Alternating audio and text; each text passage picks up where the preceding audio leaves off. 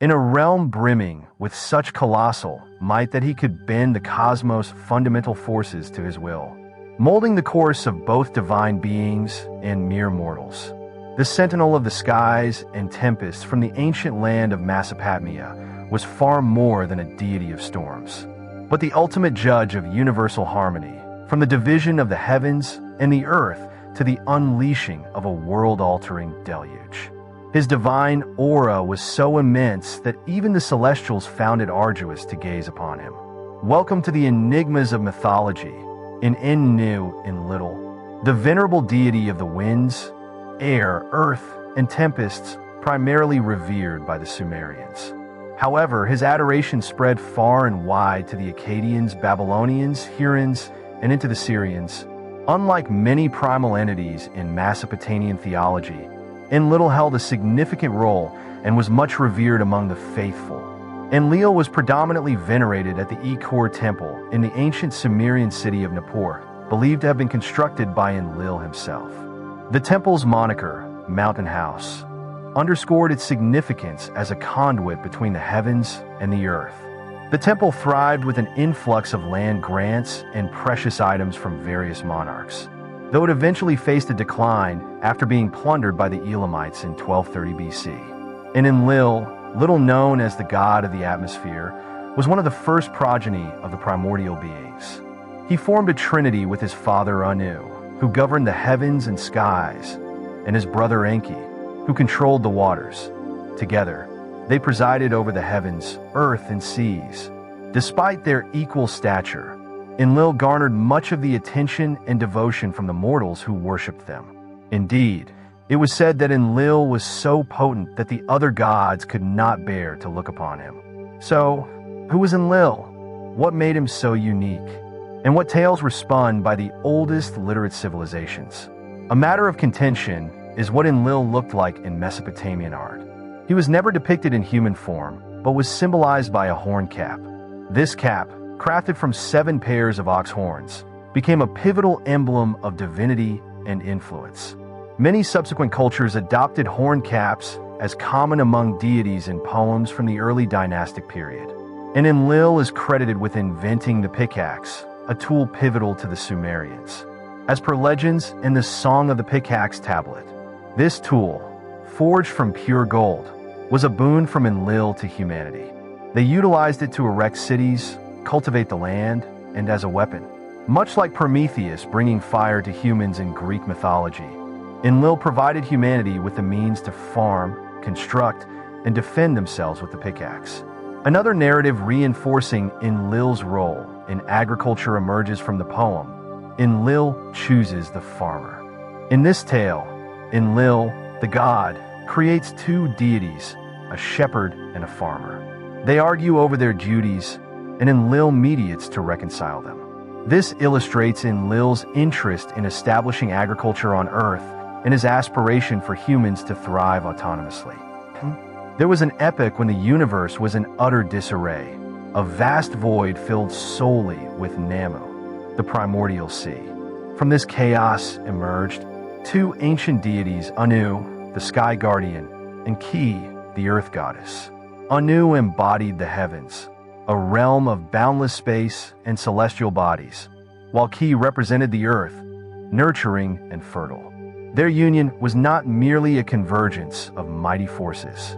It was the genesis of a new cosmic order. From their union was born Enlil, a deity destined to sculpt existence. And Enlil's birth marked the dawn of an era where the chaotic Medimial world would be tamed and structured. And Enlil's early days were filled with immense growth and discovery. Even as a young deity, he was inquisitive and ambitious. He roamed the realms of heaven and earth, absorbing their mysteries and contemplating his role in the grand scheme. One of Enlil's most notable early deeds was separating heaven and earth, his mother and father. At that time, the realms of Anu and Ki were intertwined in a primordial embrace, with no distinction between sky and earth, and Enlil realized that for creation to flourish, these realms needed to be distinct.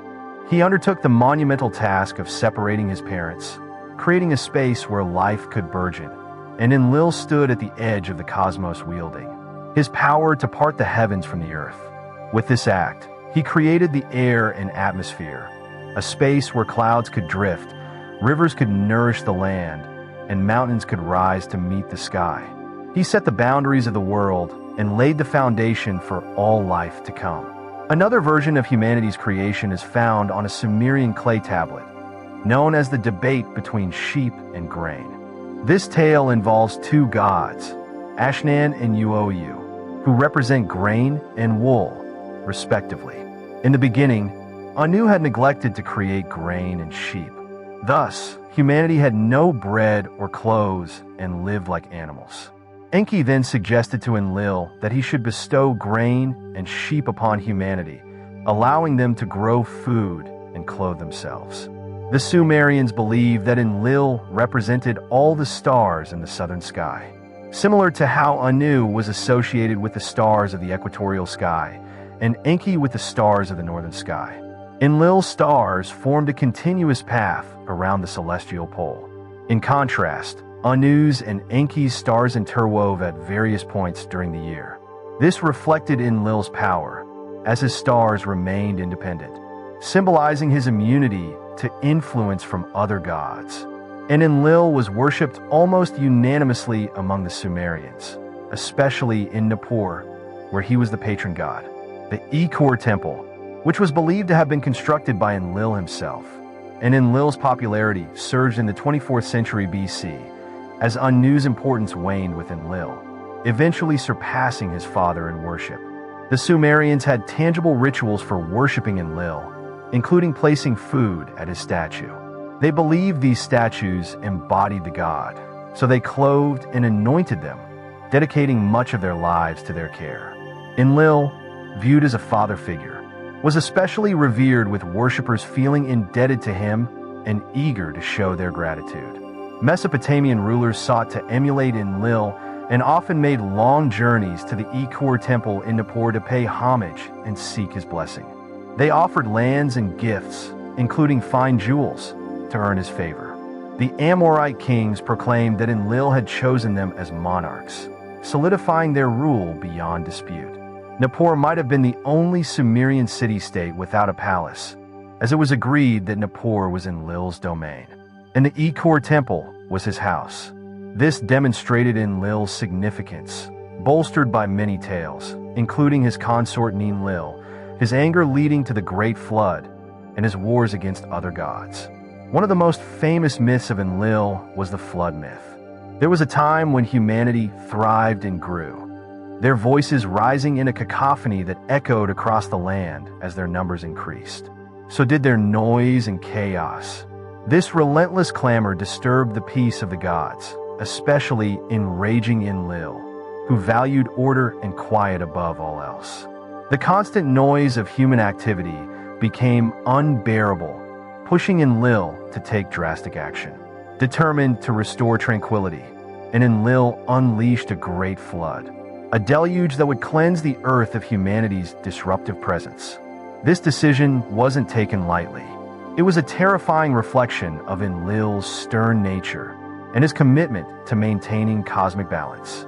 The flood was intended to be a final solution to the problem of humanity's unrest. However, not all gods agreed with Enlil's harsh judgment. Enki, the wise god of water and wisdom, viewed humanity with compassion. Enki recognized the potential for human growth and redemption and sought to prevent the total destruction that Enlil's flood would bring. In secret, Enki approached a mortal named Utnapishtim. Whispering through the waters, Enki warned Utnapishtim of the impending catastrophe and instructed him to build a boat. Utnapishtim, obedient and faithful, diligently followed Enki's instructions. He constructed a massive vessel sturdy enough to withstand the fury of the flood. He gathered his family and various animals, ensuring the preservation of life as Enlil commanded the skies. Darkened and rain began to fall in torrents. Rivers overflowed and the seas surged, swallowing the land beneath their waves. The destruction was immense, and humanity faced near extinction for days and nights. The floodwaters raged, covering the earth and fulfilling Enlil's decree of silence. Utnapishtim's boat floated safely amidst the chaos, carrying the seeds of a new beginning. Eventually, the rain ceased and the waters began to recede. The boat came to rest on a mountain, and Utnapishtim emerged to a world washed clean by the flood. In gratitude and reverence, he offered sacrifices to the gods, discovering that some humans had survived, and Enlil was initially furious, as his intent had been to completely eradicate the noisy and chaotic humanity. However, Enki's compassionate intervention and the resilience of Utnapishtim softened the hearts of the other gods. They persuaded Enlil to temper his wrath and recognize the potential for humanity's redemption. Acknowledging the wisdom in Enki's actions and the worth of Utnapishtim, Enlil granted Utnapishtim and his wife immortality, elevating them to the status of gods. This act of mercy ensured that humanity would continue under the watchful guidance of the divine. It also marked a shift in Enlil's approach, balancing his strict enforcement of order with a measure of compassion in the Utnapishtim myth. We witness a dramatic struggle for power, and the restoration of order. At the heart of this story is the Tablet of Destinies, a powerful artifact granting supreme authority over the universe.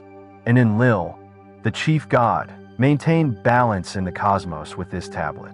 However, Enzu, a giant monstrous bird, covertly seized this power during a vulnerable moment, while Enlil was preparing a bath, and who seized the tablet and fled, plunging the cosmos into chaos and stripping the gods of their authority. Enlil, enraged, yet composed, quickly convened the divine assembly. He recognized the necessity of retrieving the Tablet of Destinies to restore order. Enlil summoned gods, including Adad, Gula, and Shera, to chase Zu and recover the artifact. Still, despite their efforts, they could not breach Zu's formidable defenses. It was then that Nergal and Enlil's brave and capable son stepped forward. Known for his martial prowess, Nergal did not hesitate to volunteer for the daunting challenge of contending with Zu. With Enlil's blessings and armed with powerful weapons and wisdom, Nergal embarked on a perilous journey filled with fierce battles, each testing his strength, strategy, and resolve. The climax of the myth unfolded, as Nergal and Zu clashed in a fierce battle with the skies darkening from the fury of their engagement. Zu, empowered by the stolen tablet, was a formidable foe.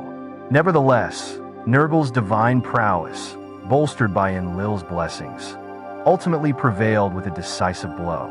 Nergal subdued Zu and reclaimed the Tablet of Destinies.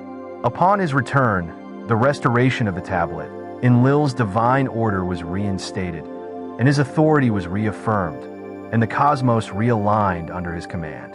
Interestingly, despite having the perfect opportunity to use force, his father Nergal did not seize the power for himself.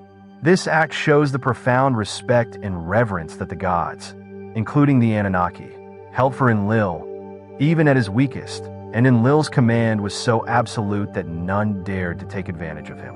The myth of Enlil and Ninlil tells the story of Enlil's affair with the goddess Ninlil, also known as the Lady of the Wind. The poem, written on clay tablets in the 3rd millennium BCE, describes how Enlil seduced Ninlil, leading to the conception of the moon god.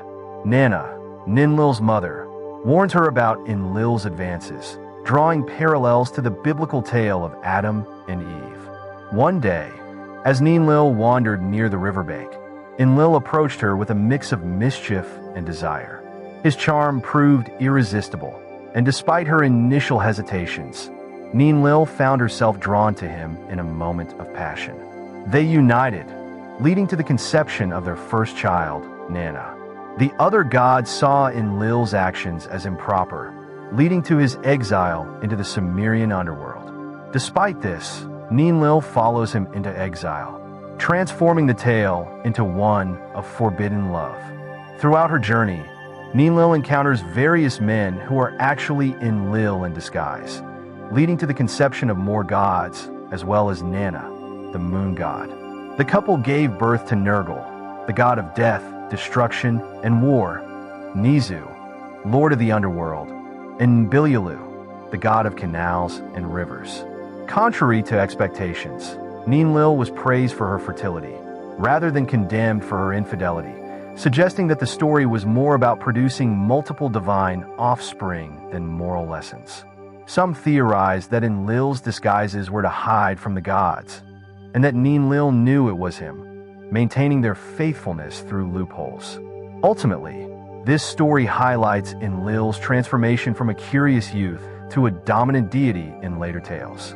Enlil is portrayed as a severe, short-tempered god, far removed from his earlier compassionate depiction. Enlil was a powerful deity who had control over the elements, such as air, wind, and storms. He could summon gentle breezes or unleash fierce gales that caused devastation. Thunderstorms, lightning, overflowing rivers, rain, droughts, and earthquakes were all under his command. His role was to maintain the stability and fertility of the earth, ensuring that natural elements worked harmoniously for the prosperity of civilizations. In addition to his elemental control, Enlil had the ability to decree the destinies of gods and humans. He often did this through the Tablet of Destinies, a symbol of his authority to shape the fates of all beings. His judgments were final and carried immense weight, determining the course of events and the lives of individuals. This made him a central figure in maintaining cosmic order and balance in the divine realm, and Enlil served as a mediator and arbiter among the gods, resolving conflicts and enforcing divine laws with his wisdom and authority by maintaining harmony. Among the deities, he preserved the stability of the cosmos, maintaining the balance between order and chaos. And Enlil's influence extended beyond the divine to the human world, where he was recognized as the divine authority behind human rulers. Ancient kings sought his blessing at his altar to legitimize their rule, emphasizing his influence over earthly governance and societal structures.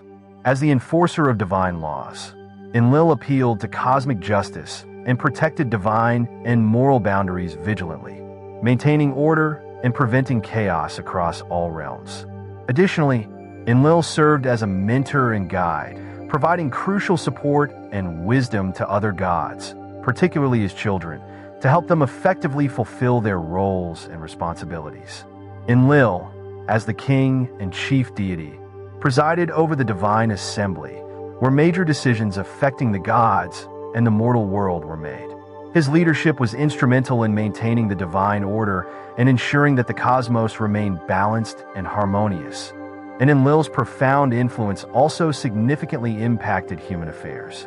He shaped agriculture, governance, and societal norms, ensuring that humans adhered to the divine order and contributing to the stability of civilizations through his guidance and authority. Enlil preserved the delicate balance of the cosmos, affirming his position as one of the most enduring and powerful deities in Mesopotamian mythology. Enlil, also known as Enlil or Enlil, the Babylonians later merged with the Hurrian god Kamwari. After fading from prominence, he experienced brief resurgences during the Kassite period when Nippur regained regional influence. However, by 1300 BC, the Assyrians rose to power. They syncretized Enlil with their national god, Assur, often referred to as the Assyrian Enlil. Around 70 years later, the Elamites, an ancient civilization from what is now southwest Iran, attacked Nippur, effectively ending the cult of Enlil. The national god of the Babylonians then succeeded, and Enlil, as head of the pantheon, a Neo-Assyrian text from the 9th to 6th century BC, narrates how Marduk supplanted Enlil. According to this text, Marduk led an army of Anunnaki deities into Nippur, causing destruction and flooding the resident gods of Nippur, who served under Enlil, retreated to the Ashura temple upon learning of Marduk's attack. Enlil ordered his gods to return and capture Marduk and his army. Reluctantly, the gods confronted Marduk and managed to capture the Anunnaki, but couldn't defeat Marduk himself. Marduk then led her revolt against the Ashura gods, capturing 360 prisoners, including Enlil. This story highlights Marduk's immense power as he defeated Enlil, a god capable of summoning floods and dominating the pantheon. And Enlil, once mighty, found himself pleading with Marduk to spare the lives of the Ashura gods. a scenario unimaginable to the Sumerians. Despite Marduk's rise, Enlil's temples continued to function for hundreds of years, although no longer the primary deity. Echoes of Enlil's worship lingered in Nippur, and in some Babylonian beliefs, it was said that Anu and Enlil had granted Marduk his powers. Thus, the shift in worship might have been seen less as a hostile takeover and more as a passing of the torch. Interestingly, the Babylonians continued to uphold the belief that Enlil decided which man would be ruler, visiting the holy city of Nippur to gain his blessing for their rulership. However, by the 1st century BC, Babylonian worship had shifted to Bel, meaning Lord, amalgamation of Enlil and Marduk and the god Dumuzi. The decline of Enlil also occurred in the 1st century BC, following the collapse of the Neo-Assyrian Empire. The Medes and Persians, seeking to erase all associations with Assyria, destroyed Enlil's statues and temples.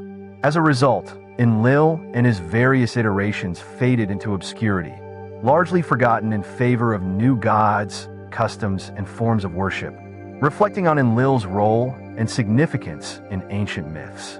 We see a deity who was not just a figure of worship, but a vital force in the natural and divine order. Enlil's actions and decisions shaped the destinies of gods and humans alike, making him a central and enduring figure in Mesopotamian mythology.